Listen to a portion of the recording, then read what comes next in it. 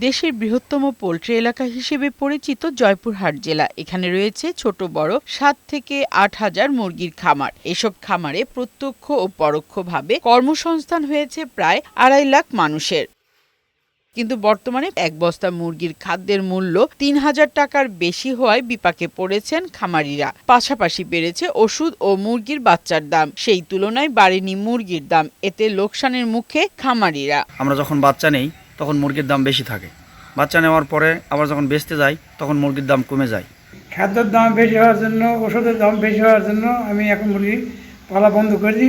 আমার বহু টাকা লস হয়ে গেছে। 500 মুরগি 30,000 মনে করেন যে 35,000 টাকা মনে করেন যে লস।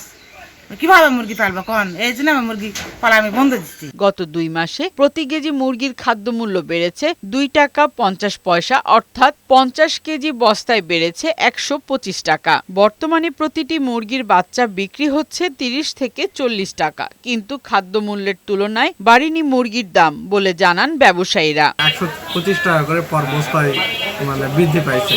ওষুধের দামও বাড়তি, মুরগি যা দাম হওয়া দরকার সে পর্যায়ে খামারিরা পাচ্ছে না। যারা পুরাতন খামারি ছিল তারা অধিকাংশ লসের সম্মুখীন হচ্ছে। এই কারণে সবাই প্রায় মুখ ফিরিয়ে নিচ্ছে এই পোল্ট্রি শিল্প থেকে। মুরগির খাদ্য, ঔষধ ও বাচ্চার দাম বাড়ার কথা স্বীকার করে খাদ্যমূল্য নিয়ন্ত্রণে ঊর্ধ্বতন কর্তৃপক্ষকে উদ্যোগ নেওয়ার দাবি জানিয়েছেন এই কর্মকর্তা। নানা কারণে অনেক সময় খামারিরা ক্ষতিগ্রস্ত হয় বা লস হয়।